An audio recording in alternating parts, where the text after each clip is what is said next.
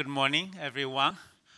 It is a great pleasure to introduce a special speaker for a special seminar, Dr. Ahmad Bahai from Texas Instruments, CTO of Texas Instruments. And of course, TI is a name everybody know, especially in the engineering environment. And I had my first TI calculator 30 some years ago. And around that time, the dream was how do you save enough money so you can buy a TI 55 or 35 something. I think I still remember the model number of the TI calculator. Okay, and a couple years back, I think probably a year back, I was introduced to Amma in Shenzhen through my Google colleague and later the DJI colleagues. And because in order to build robots, you need lots of processor, sensors, and various kinds of components. Okay, and not only in industry automation, home robots, satellites, all those gadgets and devices, TIs are inside. Okay, so and since then we have had lots of exchange, sponsoring, organizing joint conferences to lay out roadmaps for future development of robotics. And of course, our IC group, IC faculty, sensor faculty also had lots of independent interactions with TI colleagues, various departments. But I think today's seminar is special is that it brings together our IC colleague, IC research with robotics, and this is also the title of today's seminar. Okay, and they also to make it simple, Ahmad received his master degree from Imperial College, PhD from UC Berkeley. He worked at Bell Lab and also taught at Berkeley, Stanford, and he was the also National Semiconductor, and also now the CTO, and also the director of Kilby Lab. Okay, Kilby is the Nobel Prize winner for inventing the integrated circuit. Okay, so I will let Ahmad to tell us the company and also his vision for the future of IC and also robotics. Please.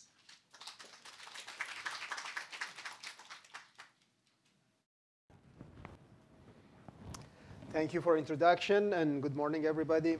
Glad to be here. It's quite an impressive campus, and there is a lot of collaboration already between the university and TI. So today, I'm going to talk about some of the latest promises and innovations in semiconductor and how it can help a bigger set of opportunities for autonomous systems. And autonomous systems are becoming more and more critical for our technology roadmap, and the impact that has in our lives are very critical and very eminent. So first, I'll start with some observations. Many of you have noticed that the electronics is becoming so ubiquitous that is permeating and impacting almost every aspect of our lives. This chart a couple of years ago was published by Morgan Stanley, which is not a technology house. It's looked at it from a business opportunity in terms of number of computers per people, or electronic devices more accurately. And you can see it's exponentially going up. And there is a law that they kind of proposed. Laws, when we say laws, these are not really physics laws. These are like basic observations. Like Moore's law even is not a physics law. It's kind of observation. The chart shows that it's called the law of constant metric volume. And it's interesting observation with a little bit of a stretch. The number of devices sold multiplied by their volume is constant over time. So when we had computers with 10 meters cube, we had only 1 million of them. And then when we got to 10 million computers, mini computers, the volume dropped order of magnitude. And so on. And you see that notebooks 1 billion and 0.01 meter cube. And if we extrapolate, the next thing is going to be 100 billion, but a lot tinier and small. That's kind of observation that is a little bit commercial, but it gives an idea that electronics is everywhere. And today I want to talk about why this is going to create an opportunity for more and more innovation, and why we are at the unique point of history to take advantage of all the innovations that are happening in semiconductor industry. Let me start with the trend in semiconductor. As you can see, the market has been growing. I didn't put the total dollars. It's about north of 320 billion. But what is interesting is the number of units of semiconductor devices shipped last year was about 700 billion. It means that almost so many tens of devices per person, almost 100 devices per person on the face of the earth. And that shows the scale that electronics is growing, and that goes across. What you're talking about is from discrete, digital, analog, standard analog, and optoelectronics. And what is interesting is that analog growth is one of the fastest in terms of the potential market. And guess what's the reason for that? Because we live in an analog world. What you're hearing, what you're seeing, what you're smelling is analog signal. I sometimes talk about digital communication. What you transmit over the antenna is a waveform. It's not zeros and ones. Unless you're watching Matrix movie, that's all zeros and ones in the air. So the analog signals need to interface with electronics, and that's why this interface is going to grow as much as the whole electronic market is growing, or even faster. Here is another example that is kind of a little bit not emphasized as much as it deserves. It shows that the power management is becoming more and more critical in every electronic system. And that's one of the fastest growing part of the semiconductor business. If you look at the curriculum of the major universities in US, top universities like Stanford, Berkeley, MIT, not that many power management courses are taught at graduate level. And part of it is, for many years, people felt that power management problems are fixed and done, and it's not worthy of university. Guess what? It's becoming a critical roadblock. And that's the story of research in university. Things get outdated, not much research, then pendulum goes the other way, and suddenly becomes a roadblock. Then you go back to that. And now we see that power management at every level, from microwatt to kilowatt, is going to be a challenge for us, and I'll talk about that briefly later. TI has been committed to semiconductor innovation, from Nobel Prize to Oscar Prize. Of course, Jack Kilby got the Nobel Prize for integrated circuit back in late 50s, but we won the Oscar Prize just this year because of the DLP chip, digital light processor, which is now in every projector and 92 or 95% of the movie theaters. And in fact, we are doing some really interesting stuff with DLP. Just to give you an example, we are trying to do a handheld spectroscopy system using our DLP chip. 8 million mirrors on a single chip, individually controlled, 8 million. For those of you who have a trouble hanging one mirror on the wall, you can imagine 8 million in a centimeter of the silicon is not easy when you wanted to have reliability of billions and billions of switching over the lifetime. So you can see the portfolio of the IP is quite diverse, from pre-semiconductor era of instrumentation for magnetic and oil exploration, all the way to calculator that Professor Lee mentioned and you're all familiar with, DSP, which was one of the highlights, and DLP was the Oscar winner, and so on. And now with the emphasis on high volume analog and power management. Let me show you some examples of how electronics is impacting your life so eminently. Today, in a typical car, about 30% of the cost of the car is electronics. So people are buying new vehicles because of the amount of technologies there. And 40% of the ICs in the car is analog, and about 40% is microcontroller. Here is a very interesting chart from BMW. The red line is showing the rate of the growth of semiconductor in advanced new cars, including autonomous vehicles. It's almost twice the rate of the vehicle's growth itself.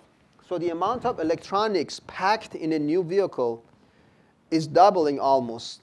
And I was in one of these major car manufacturers' research center just a few weeks ago, and we were working on this autonomous vehicle.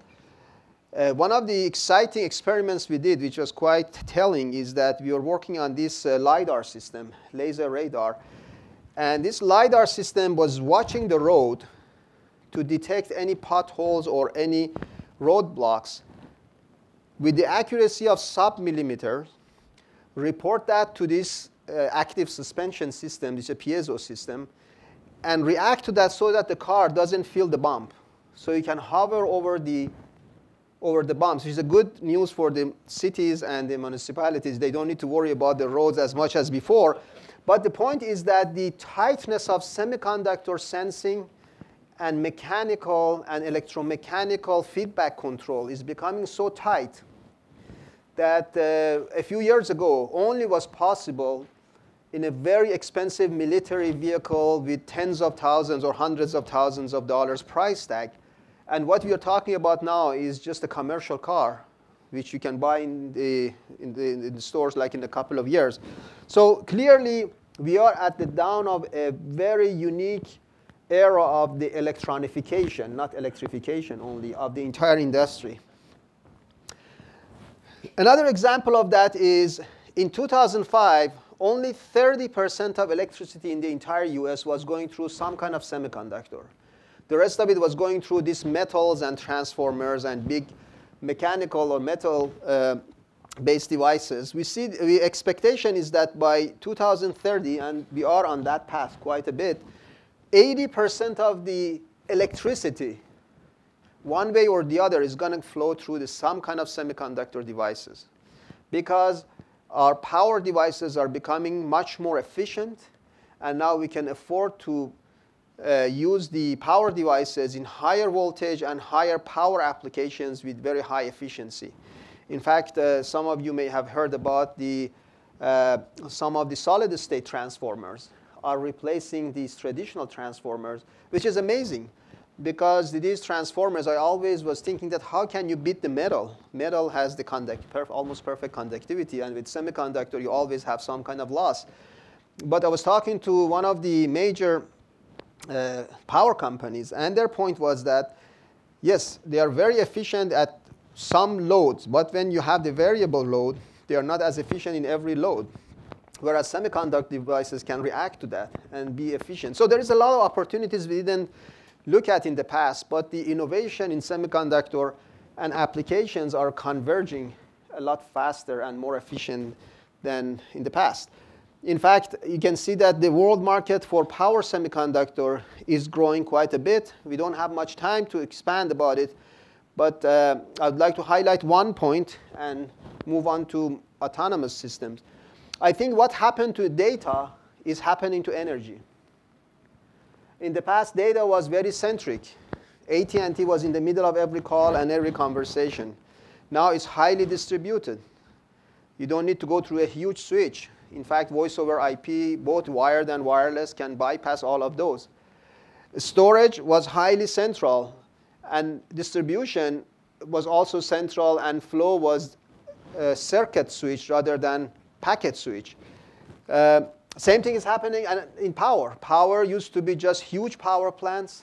Now every roof can generate power, and every wind turbine can generate power. So the way that you have a router at home for your data access, in the future you're going to have a router for energy. Sometimes you receive, sometimes you deliver, sometimes you store, depending on what's going on in your house and what's happening in the network. That's a long story. Maybe for my next talk, I can just spend 2 hours on how power is going to change the way that we are doing things today. But let me tell you about why all of these things are happening. When you talk to economists, you go to top economy schools that give me one example of a technology that really managed to fight back inflation. I have a hard time finding a second one other than semiconductor technology, and let me tell you why. I think it's a good topic for economists, not just for technologists.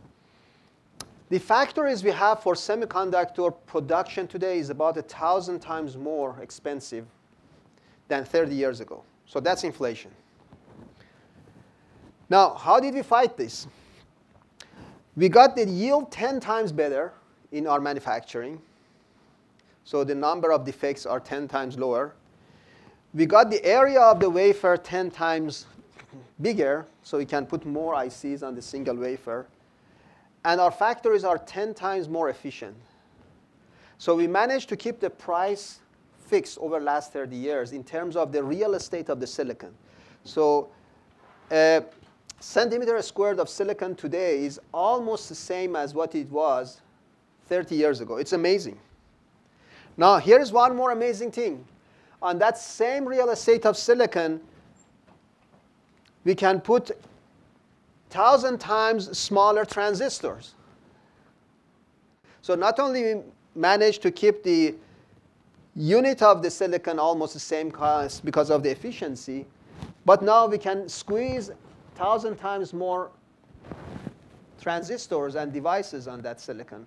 So that means if Cadillac had the same kind of innovation, it would have been 50 cents a Cadillac today, because it's 1,000 times 1,000 time kind of like efficiency. And that came through a lot of interesting innovations. I remember about 10, 15 years ago, maybe a little bit more, still I was in Bell Labs, there was a paper by a very famous semiconductor physicist that the limits of physics prevent you from going below 30 nanometer. Because there's a tunneling effect, and they proved with quantum electronics. Guess what's happening today? We are beating all those boundaries that people put in front of us, even physicists. And somehow we managed to bypass all the physics boundaries and boundaries that people felt is not possible to break. So it's exciting to see that. So what does it mean for us? We see that the trends are quite amazing. 2/3 of all the digital universe today is created by customers. That's amazing. So it's not downloads, it's the uploads that is dominating the data. And I'm putting this together to compare it to the advances in semiconductor industry. Computing cost is declining almost 30% every year because of all the efficiencies we have. And storage cost is coming down 38%. Look at these flash devices and memories that you're buying. Every year is almost twice as much and half price. And bandwidth cost is also declining, which is kind of amazing. Again, people from communication theory have been looking at Shannon theorem as the ultimate upper bound for communication, which is very solid and very strong.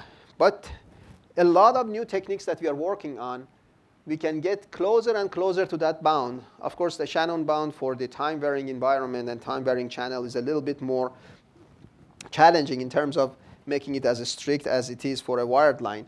But you can see with innovation, we keep increasing and breaking a lot of those limits that we had in the past. So I think what is happening up there is kind of interesting. We see that about 2 years ago, the pace of cost per transistor decline is slowing down a little bit. And that is one of the challenges that we are going to face in the future, in the sense that when you get to the boundaries of below 28 nanometer and 22 nanometer, and then you go to almost getting to below 10 nanometer, you see the cost structure of silicon production is going to change because of a lot of challenges in lithography and others. So we cannot expect that decline of the price continues forever exponentially. A famous thing that no exponential is forever. I mean, it cannot keep going down like that. So what does that mean for the future? Because the data and the network keeps going up. People want more videos. Can you imagine if YouTube goes high definition, how much load you're going to put in the system? All this data needs to go through the servers, through the switches, through the mobile devices. And the expectation is that your processor and your communication link can accommodate all of these additional data. Because the data is going up exponentially, the expectation is that the silicon density grows and the cost comes down exponentially. I'm afraid it's not going to happen forever. So universities and research centers are very critical to find out how to get to the next exponential. And I'll briefly talk about that. We don't have time to go through opportunities there, but I want to just trigger some ideas here. So let's take that opportunity that silicon is becoming so affordable and so intelligent and translate it to opportunities in autonomous vehicles and autonomous systems. And what I mean by autonomous systems could be as fundamental as an autonomous car and vehicles, which is becoming very popular. I'm sure, I don't know, people, how much driving you do in Hong Kong every day, but in Silicon Valley and US, everybody has this commute problem. And now the cars are getting more intelligent to the point that they have this highway chauffeur. So I just ordered a Tesla, and it's going to be delivered next month with the highway chauffeur. So in highway, while it's stop and go, you can read a book, and the car follows the car in front of it, keeps it in the center of the lane, manages all the speed up and slow downs initiatives, and all of these. That was kind of like a basic operation, and hopefully people get more productive. So it could be as basic as this, could be drones, could be robots, or could be many other variations of that I'm sure many of you have in your head, and through these incubation centers, you're going to come up with new ideas. So when you look at these autonomous systems across the board, there are angles of that which think that in TI it's very exciting for us. The mechatronics is becoming a very interesting topic because it's an intersection of mechanics and electronics. I think most of the innovations of next 20 years are the innovations that are more multidisciplinary, meaning that they are at the intersection of multiple disciplines of technology or science. If you look at each field of science, let's pick quantum mechanics or solid state physics. There has been so many advanced research and so many great scientists and researchers have worked on it for many decades. In order to make the next innovation, you need to get very deep, and after many years, hopefully, you can have some incremental innovation. But when you cross-correlate between two disciplines, what's happening in mechanics and what's happening in electronics, and intersect, you can see it's an amazing opportunity to innovate and to come up with ideas that really are taking advantage of cross-pollination of the ideas across multiple disciplines. Mechatronics is one example of that. For example, ultrasonic motors or actuators are becoming really hot because ultrasonic motors can offer a very high efficiency, at the same time low form factor in many applications. People used to take advantage of that for the lens in cameras. Now it's becoming more popular in many other areas. There are many challenges there. You have to control an actuator through an ultrasonic frequency, and you need to be mindful of all the high voltage requirements. It's not very high power, but you need very high voltage, hundreds of volts. And you need to have a highly integrated solution. We think that is a very exciting opportunity for a lot of these robotics or autonomous systems. Of course, sensors. Sensors are getting more accurate, more integrated, and more affordable.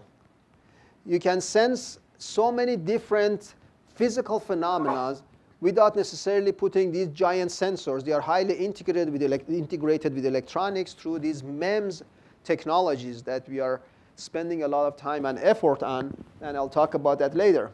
Power and energy management. Most likely these devices are battery driven.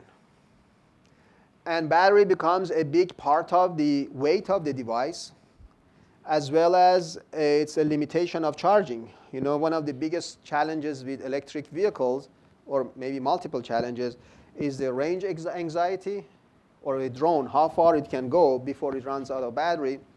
The other one is charging anxiety. And third one is the battery life anxiety.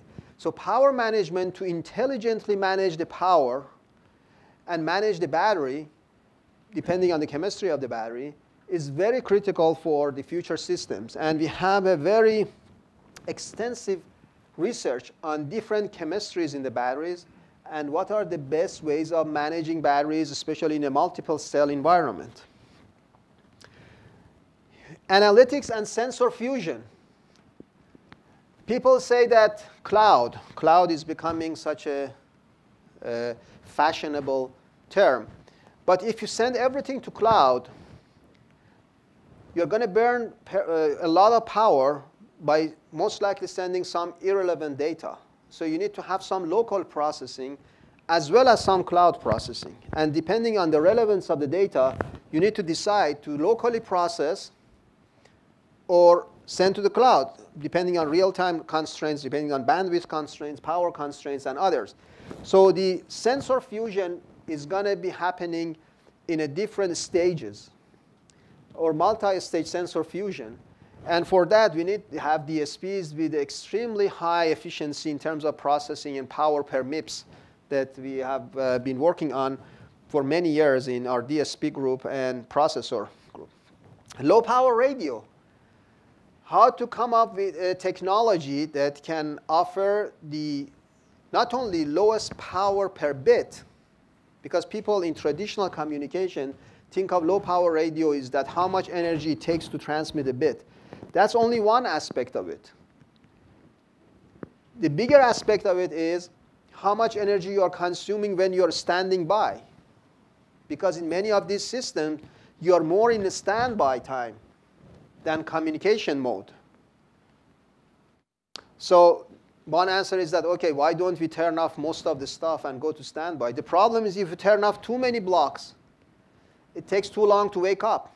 So when you have a critical communication, you're going to miss it.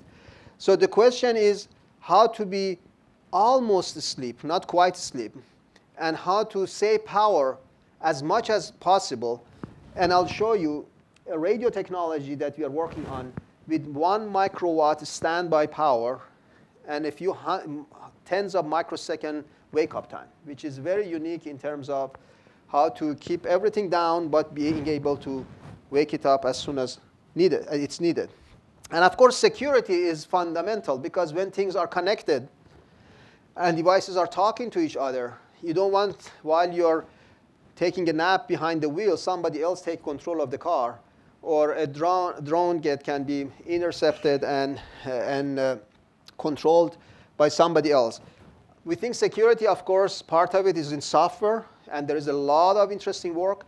But what excites me, frankly, about security is how to build the hardware that can complement the software encryption and use some characteristics of the hardware to offer more secure environments. So your vehicle can only respond to some messages because it's special hardware feature in it. And that's something that I don't think we have time to talk about, but it's an interesting area of research. So sensor market is growing.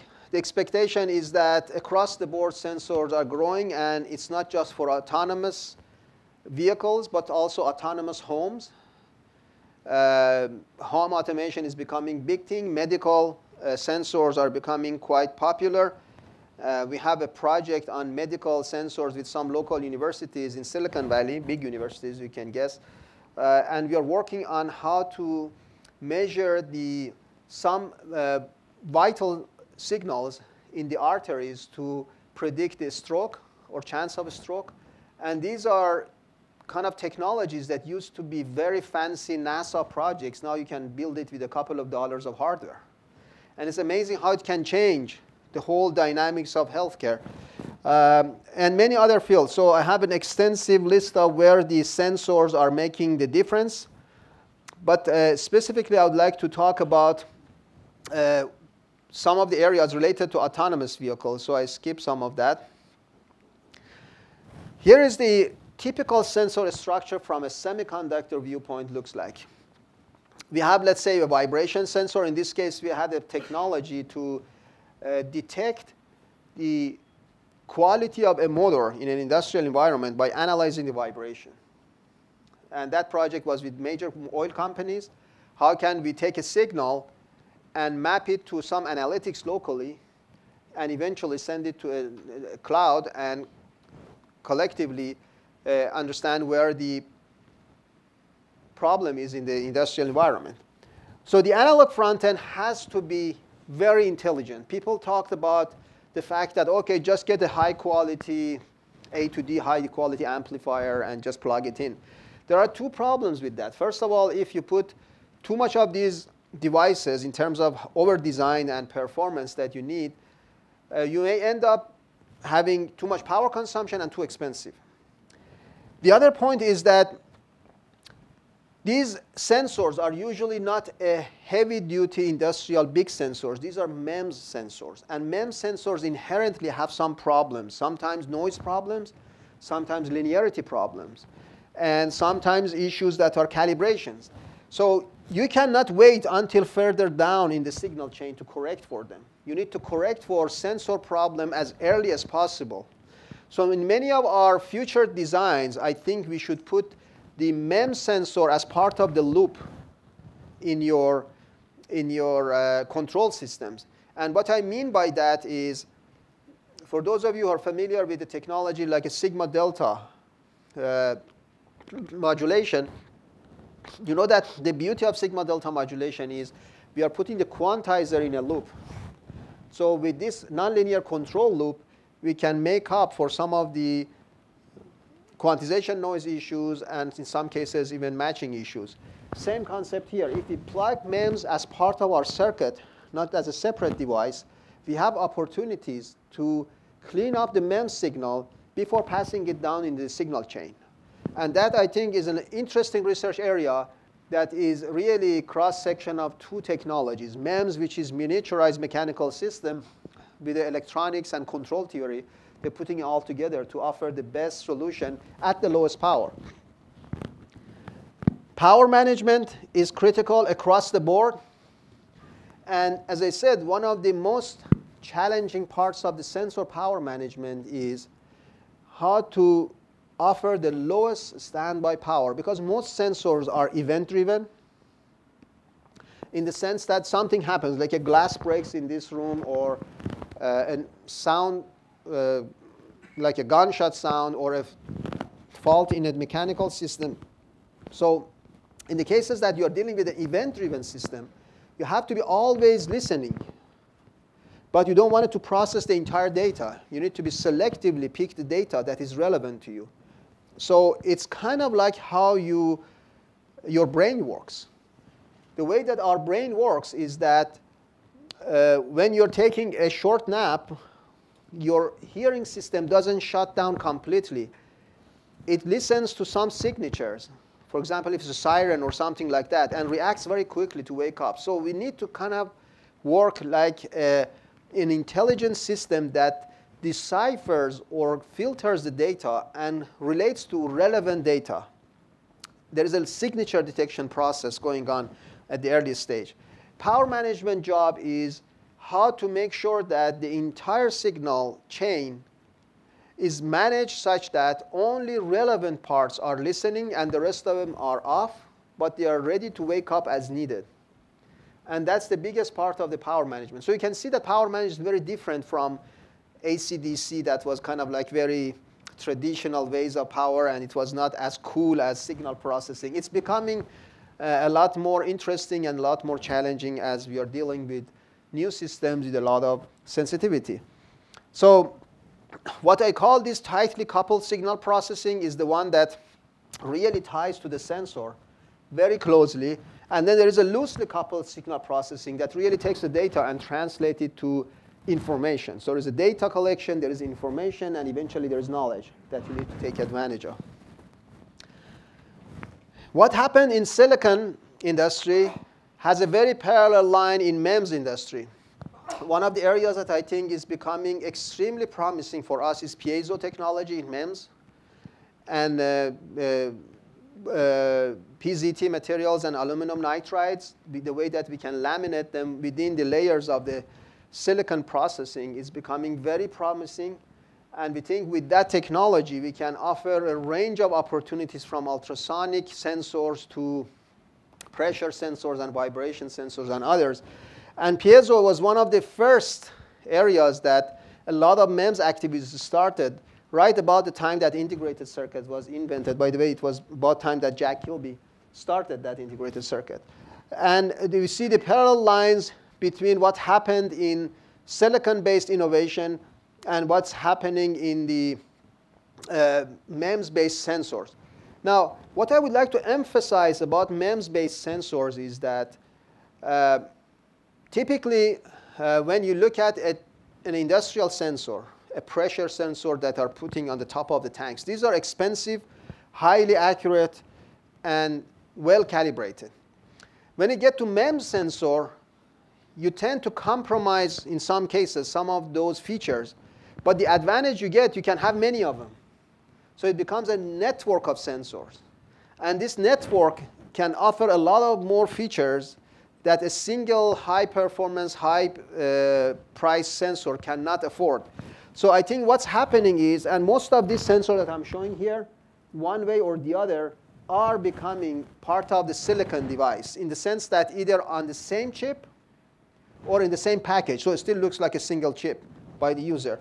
Just to give an example, these current sensors, some of them are basically Hall effect sensors. But today there is a new trend on flux gate, putting magnetic materials, maybe 1 or 2 microns of the thick magnetic materials within 2 metal layers of the chip. And now you have an inductor on a chip with a very high dynamic range, almost 6-decade dynamic range, from nanoteslas to mini-tesla in a single chip, 700 micron. And that is amazing in terms of capabilities because everything, it's kind of interesting. To give you an example, there was a project we had, this one was with UC Berkeley, about, I don't know how many of you have seen this, what they call it, scaling centers in the highways. When you're driving a highway, there's a scale center that the trucks need to go to that scale center, and they need to make sure that the load is within the limits, so they are not overloaded because they damage the road and all that stuff. I don't know if you have these in Hong Kong or China as well, but trucks are required every few 100 kilometers or miles to go to this scale center, and these are expensive. These are like several $1 million because trucks need to go slowly on the scale, and it shows how heavy they are, and if they are within the limits, they can go. So a couple of students in UC Berkeley decided to, rather than using a several $1 million scale for trucks, why can't we put tiny sensors on the pavement, on the road, and measure the vibration? And based on vibration, solve a differential equation and estimate the load of the truck. And guess what? With a few sensors, a few dollars each, they measure the weight within a few tens of kilograms of a huge truck.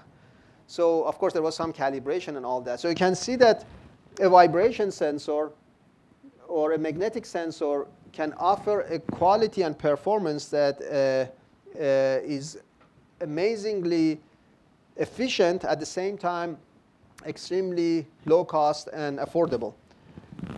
Technologies like gas and chemical sensors, people have been talking about electronic nodes for many years, and I think we are making a lot of progress. There are multiple approaches to electronic nodes or chemical sensing. One is that CMOT-based, capacitive micromachine ultrasonic transducers. By putting different polymers, you can absorb gases, and the weight changes and vibration mode varies. There are approaches that is CNT-based, carbon nanotube. And I think in terms of accuracy, we are making a lot of progress to get a lot closer to human sense of smell Of course, the ultimate goal is to go beyond that. And as you know, one of the most advanced sensing smell systems is a dog's sensing smell. And it's like almost 10 to 100 times higher than human. And we need to say how many receptors we need to kind of model that kind of sensing. But you can imagine with these kind of sensors, we can add so much intelligence to the system to offer a lot more autonomy into these advanced systems. So if you look at mechatronics, there are aspects of it like electronics. The most interesting parts that we think today has room for a lot of innovation is haptics, piezo, and ultrasonic. Haptics is becoming very critical. Of course, on your phone, you have haptics devices. When you push the button, it vibrates. But also, we think that a lot of applications can take advantage of these haptics and piezo on chip to offer more features in terms of the complete feedback of sensing and actuating. LiDAR is another area that gives a much higher resolution compared to any other sensing device. Laser-based systems have been traditionally very expensive. And the reason for that is you need to have an array of laser diodes, and you need to have an array of detectors. So laser diodes are going to illuminate different parts because laser is very directional. And in order to span a wide angle, you need a lot of laser diodes, and these are expensive. What we are doing in research is we are using much fewer number of laser diodes and use our mirror technology to reflect the laser diode in different directions. So in the future cars, I'm talking about 2018, from two major manufacturers, if you buy a car with a laser headlight, there is a DLP chip in it. It can put the light wherever you want. Rather than illuminating the front of the car, it can illuminate the person that is crossing the street and the sign and the car in front of you and the road sign, and not illuminating the car right in the eyes of the driver in front of you. So you can pretty much put the light wherever you want. And that is with just one laser diode, an array of mirrors that can control the positioning of the reflection of the light. So you can see potential for LiDAR to become a lot more affordable is amazing. And when you have the quality of LiDAR, an affordable price in a robotics, in a drone, in a car, you can afford to pretty much reconstruct. For those of you who are working on computer vision, it's a heaven, because now you have the data points to almost create as realistic image as you can get on a real-time basis, and of course with heavy-duty processor technology. Radar, just to give you an example, today we are putting a 77 gigahertz CMOS radar on a CMOS, including all the antennas on the package. So one chip is going to be the whole radar system. And again, that is comparable to a big, giant radar that in the past, maybe 10, 15 years ago, was much more expensive and much more elaborate in terms of the electronics that you need to put together. Control, we see that control theory, my undergrad and my master's work was in control and nonlinear control systems. And back then, I was always thinking that, it's exciting, but how much processing power you need to do all these control systems, and how much real-time constraints you're going to have to close the loop with the time constants you're dealing with some of these advanced systems. Again, thanks to the advances in the processors and sensors and the communication links, a lot of these are possible. For example, this sensorless field-oriented control techniques in motors. In other words, just measuring the back EMF of the current in the motor and try to detect or position the location of the motor is becoming a very hot topic, and already there are algorithms and systems that are dealing with that. Algorithms for diagnostic and prognostics of the motors and actuators. Understanding when they are failing before they're failing. You don't want your drone fails in the middle of the air. You want to have some signals weeks or days or hours in advance that is happening. How can you put that intelligence in the system to define that and understand this? And distributed control systems. Now your data is coming from so many different directions and need to converge, not only fusion of the sensors, but also distributed control. Computer vision is now, we have this VIO line of processors that are designed for computer vision applications to do this data reduction in multiple stages and offer the horsepower to drive this data analytic and sensor fusion. We see the growth of this mechatronics is on automotive is one of the areas that's very exciting. Industrial, obviously robotics is becoming more of a industrial as well as home-based applications, because in the past robots have to be in a cage so that they don't touch anybody. It's dangerous. They don't have any sense of people around them or safety. But now with so many feedbacks in the system and so many intelligence on the sensors, you can put all those know-how and information and reliabilities built into these robots and make it more like not only an industrial device or industrial machine, but also people in US, in multiple Silicon Valley startups are looking at a geriatric, medical for elderly, using robotics and some variations of robotics. The vision of the mechatronics is going to be how to embed a mechanical plant within an electronic system. So the closed loop is going to be a mix of electronics and mechanics. And the example I mentioned about the LiDAR sending the signal to a piezo suspension system, the whole loop needs to close within a few milliseconds in order to make the system stable. And that is the excitement of new mechanical systems that could be a lot faster response, like piezo systems and ultrasonics, and the advantage of having so many sensors built into the system. Here is some of the innovations that I think is very eminent in that area. As I said, motor fault diagnostic, and motor could be actuator as well. So shape memory alloys or any of these things are going to be different aspects of motors. Hardware-assisted and sensor-oriented motor controls, and resonant and non-resonant piezo actuators are some of the trends that we see a lot more promising in the future and a lot more impactful across the autonomous systems. I talked about power management. I just briefly talk about that. Understanding what's the status of your battery, what we call it SOC, a statement of charge, and SOH, a statement of health, and how to manage the charging and discharging of the battery in an array. It's not trivial. We have a couple of PhDs, actually more than a couple, a group of PhDs with many years of understanding how to model the chemistry of the batteries. Right now it's lithium ion, but in the future there is a new material. I think lithium iron phosphate also is very popular. But we see some new materials are coming, and depending on the chemistry of the battery and the way you charge and discharge the battery is extremely important, not only the longevity of the battery, but the efficiency of the battery charging and discharging, and understanding what are the main parameters that you can deal with when you're dealing with an autonomous system.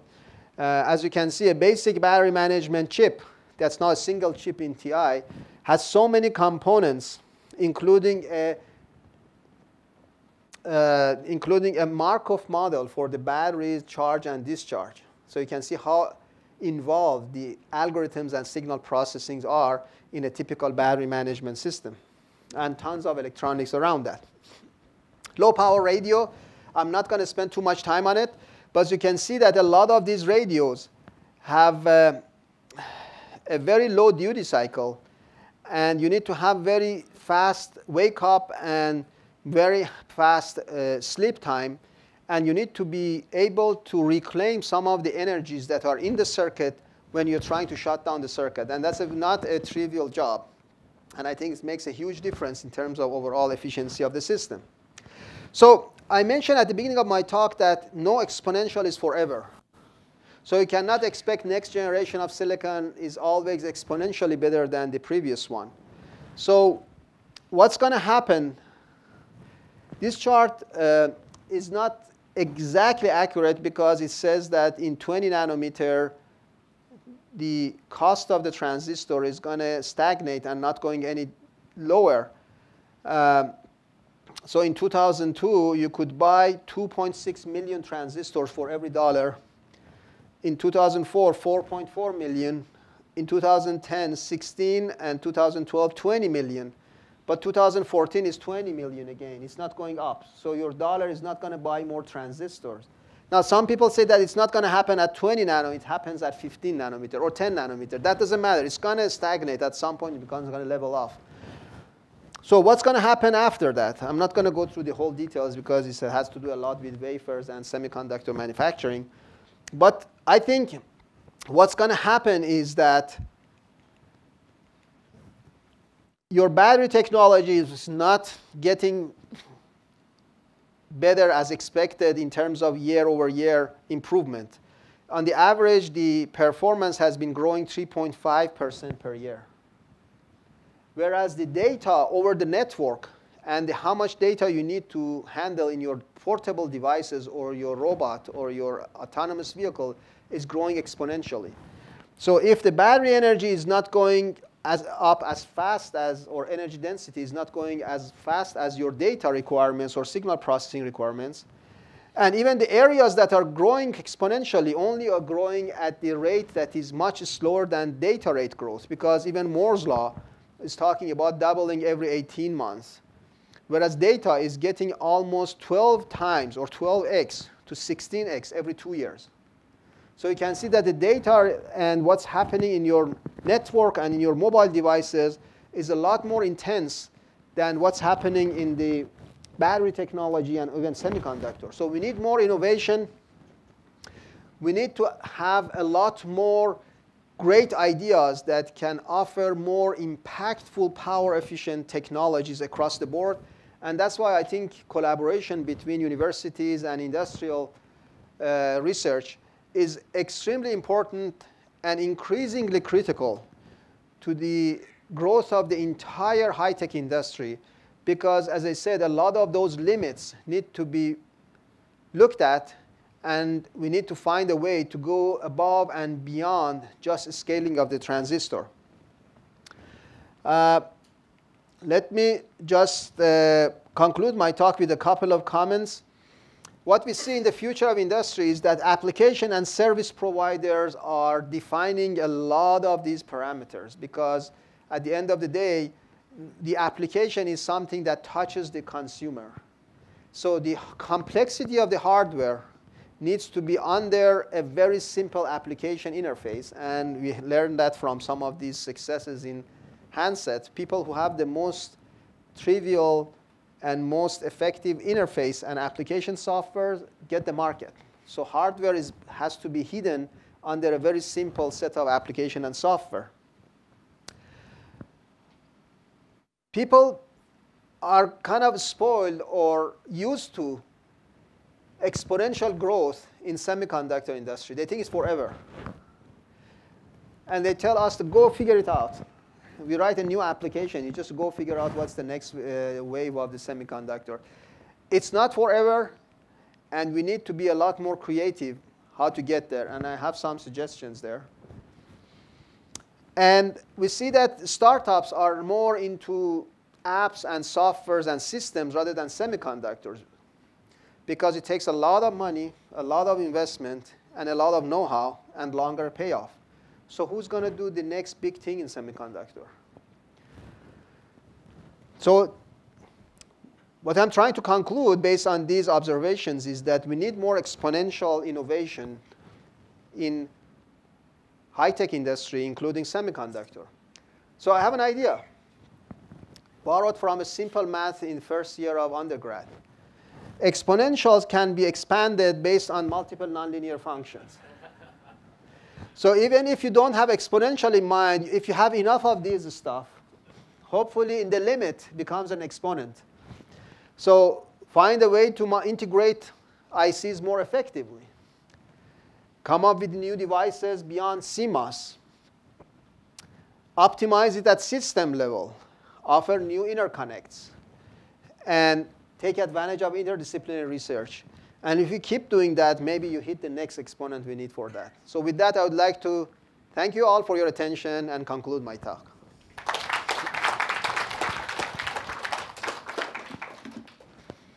OK, so before we take on the question and to show our appreciation for the wonderful talk, I have a little souvenir for. Thank you. So this is the Phantom 3 from DJI. And I know that, probably lots of the students here know already the story. Several years ago, there was an undergraduate student project in the lab at HKUST. He probably went to Huaqiangbei to buy a few TI components in order to build the drones. But now with support from TI, I know that those students are much luckier than Frank Wang. So I hope that the support collaboration with HKUST will produce more such startups and more such wonderful gadgets. Thank you very much. Thank you. Yeah. Thank you. Thank Okay, you. so Thank you very much. Questions. Yeah.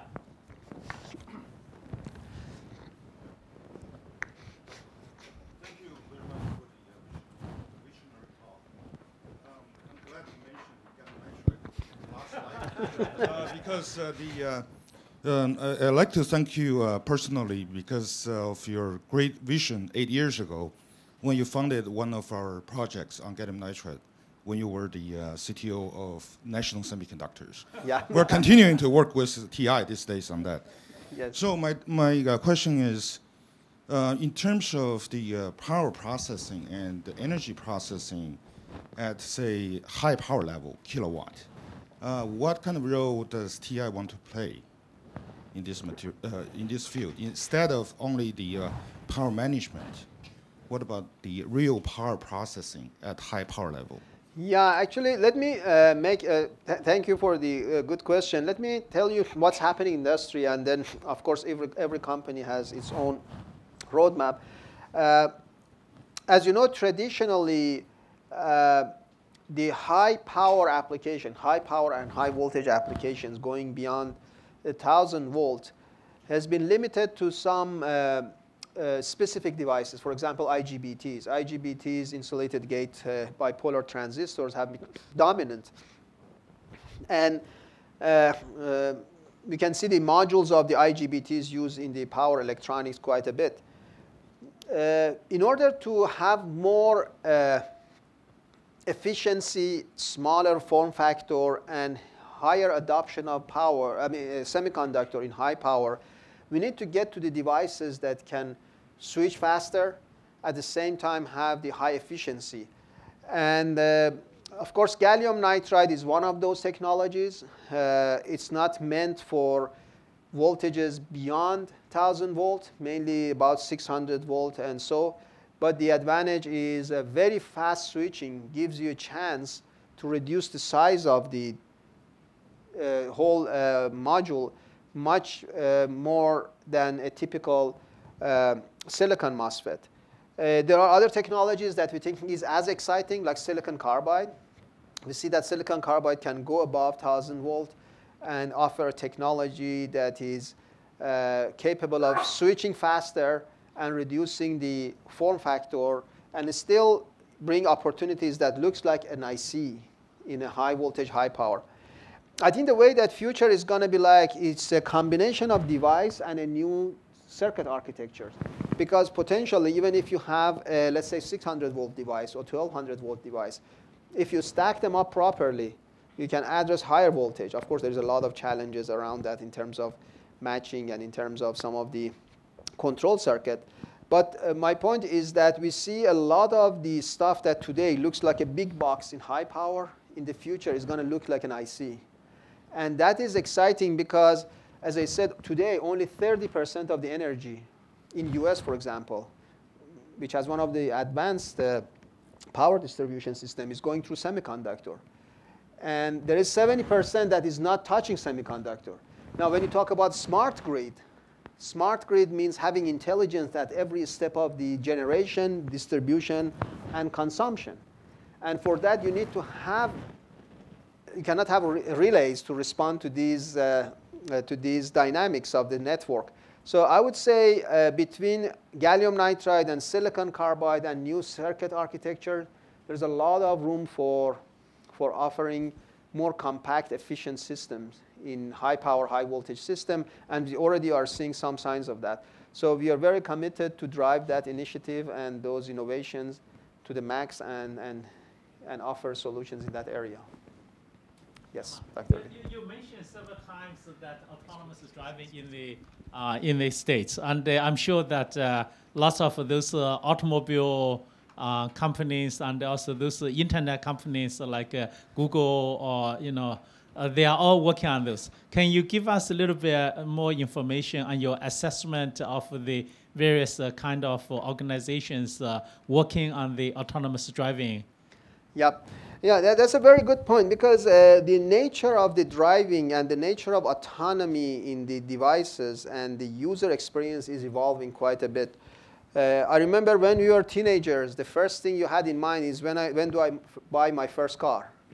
But these days, if you ask a teenager what do you want to buy first, is a handset, a smartphone. So car is not number one on their list in terms of, at least in Silicon Valley, you see a lot of kids jumping on these big buses going to major social networking companies. And so driving is becoming, at least in many cases, a way of getting from point A to point B rather than the pleasure of driving. And if that's the case, in fact, I was in one of the very major car companies in Europe lately, and they were asking me, what do you think people are think of driving in the future with all these things in Silicon Valley? I mean, really people want to drive or something?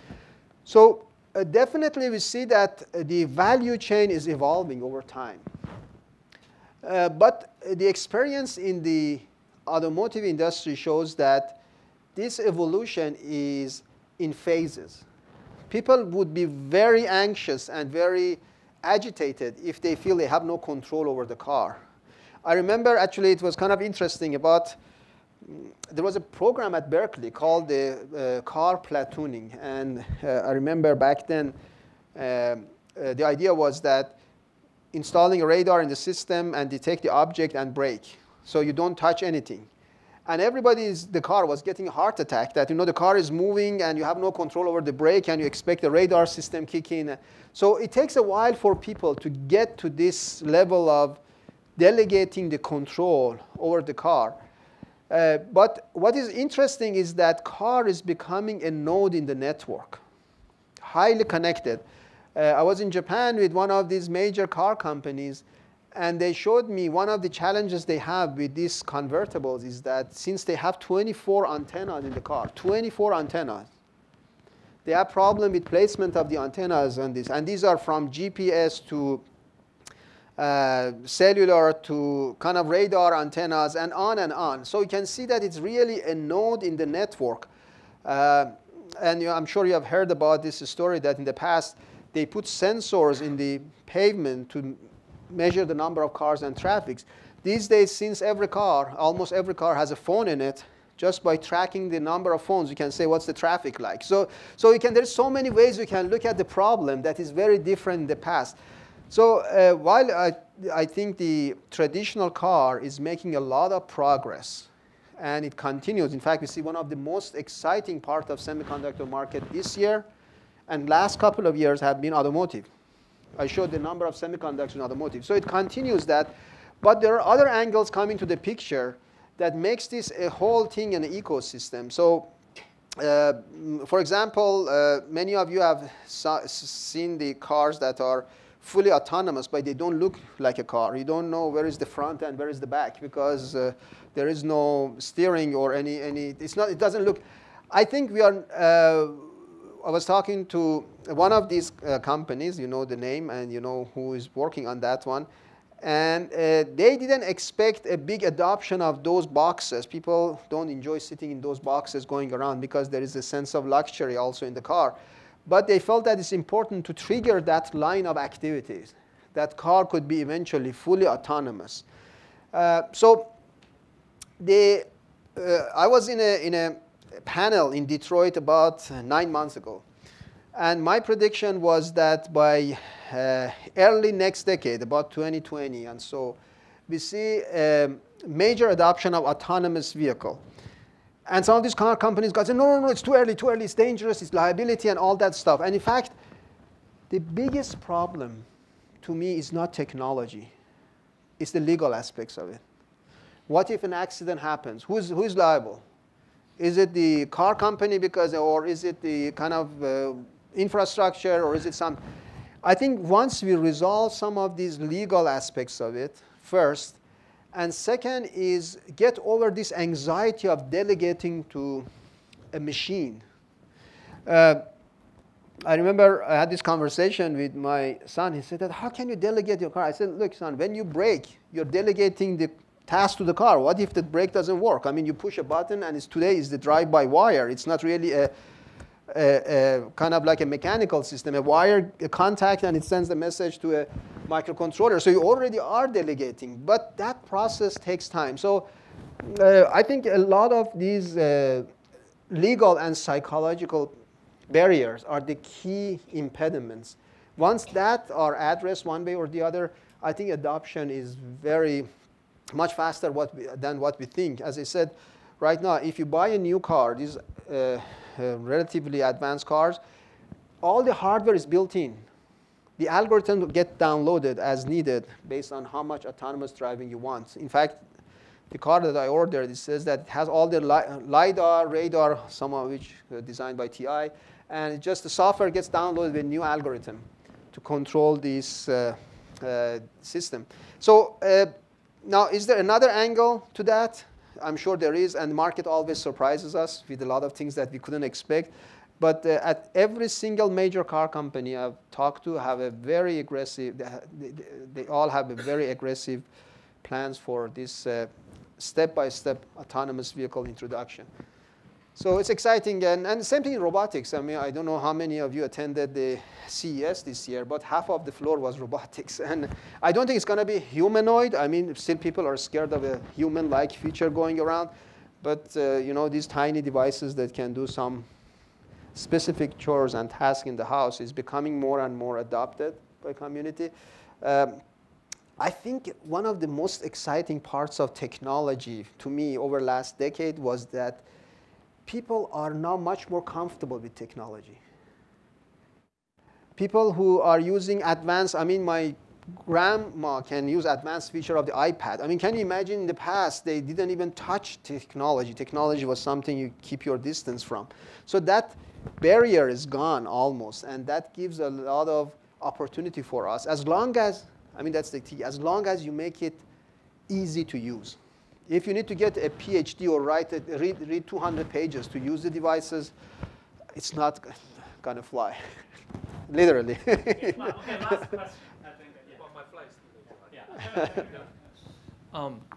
First of all, thank you very much for a very broad view in terms of how technology, especially chips, is driving the future in terms of robotics and these. One of the hardest things that we have in our department, ECE, is that we are one of the few universities that actually have about 5 to 7 faculty that actually does IC design. We have 2 that are in power management, actually, which, but we have less and less students, honestly, that are interested in learning how to do an op-amp design and then learn how to do a Sigma Delta and learn how to do a low-power radio. They feel like the iPhone is actually designed by a software engineer or mechanical engineer because it's all about sensor and the user experience.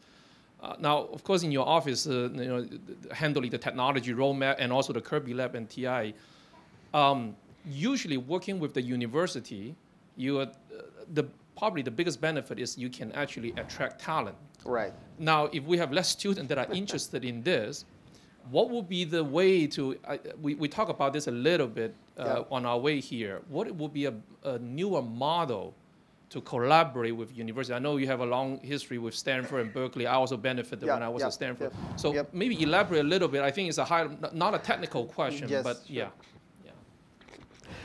Yeah, that's a very interesting, controversial topic, and I have a lot of opinions about that and suggestions, but we can't fit it in a few minutes. But let me give you a couple of ideas that we have been pursuing. You're right. People, I mean, it's a common problem. I track it in MIT, Berkeley, and Stanford, and some other universities. And just last year, 70% of EECS students went to CS, and 30% went to electrical. And you guys can relate to that. There are several reasons for that. One reason is that you don't need to pass so many advanced mathematics and physics courses before you write a program. I mean, you can write a program or do a kind of nice data analytics even with some minimum requirements. Second thing is the market. You can't fight the market. I mean, at the exit and entry of CS department, these big social networking companies handing offers, I mean, before interview. So with like 20% higher salary than the EE department. So I think some of them are manageable, some are not. One thing is that I don't think people need to have 2 years of advanced physics and mathematics before touching a real world system. And that's make a huge difference. We made a donation, a new lab to Berkeley 2 years ago, about $2 million. And the charter of that lab was to introduce electronics to students first semester, not third year. If they develop a bio-sensing board connected to their iPad and see that you can measure the heart rate and kind of analysis, that gives them a kind of a sense of what they're going to see, rather than say, OK, keep solving nonlinear differential equations until 2 years before you touch it. Like, I mean, people run out of, I'm not saying, I mean, some people have to do it. Otherwise, the foundational of the technology and science is not going to be served. But I think when I was a high school student, I put transistors together and make blinkers or clap and a signal light turns on. I mean, these are things that excites me to see that what you are using has an impact that you can see, you can show, you can feel, and all that stuff. So I think EE departments really need to revise their curriculum in undergrad. And that's very important before it's too late, in fact, because like you said, if the top talents go away from EE, then where are you going to recruit them from? I mean, where is the source of this thing? And many of them, I'm glad, are starting that. I specifically know these top universities in the US are starting to expose students with hands-on, exciting experiments right away, as soon as possible. And the second thing is that the part that is more difficult is the market pull. If social networking companies are willing to pay 20% extra, I mean, there is a tough challenge. But still, I think there are a lot of people who are excited about building things and making things work. And I'm not saying writing apps and applications are not important, but there are still a big community. The problem is we are not serving that interest well with the existing curriculum. We think that our students are captured audience. Whatever you teach them, they stick around. And now these days, a free market, they can go to the other side and start programming. As you know, most of the major founders of big social networking companies were the dropouts. You know, they didn't finish their undergrads. You know? So we need to appreciate and acknowledge that fact, and we need to make it more exciting, hands-on, and it's amazing how much impact we saw in Berkeley by pushing the students. So I don't know. Remember, we had to teach them FFTs and linear and Bode diagrams and Nyquist and this and that. And now we are combining that with an experiment. A Bode diagram and a monitoring system. You see how it becomes unstable. And then first thing they feel that suddenly they link their theory and real world and see it makes a difference. And there are still a lot of people who would be excited with that. And they're willing to. So I think we need to react to the reality of what's happening out there and be adaptive. So it's a long story. We can talk about it more, but it's a very. There's a bright future in hardware. We are definitely looking for top talents, and we are counting on top talents to solve all the future problems. I was in a meeting in China last year in major communication infrastructure company, and their CTO went up there and said, we think in 2 years, there's going to be 16x data over the network because of all the videos you're uploading and downloading. And then I updated and said, none of our circuits are getting 16x better in 2 years. So I don't know who's going to handle that 16x data. Because, so it means that innovation and creativity in hardware and system is as critical. And we always look for top talents there. And it's an exciting world. It's an exciting world in electronics, and see how it's permeating every aspect of our life, social and individual life in the future. Thank you. Okay, thank you very much. Thank you.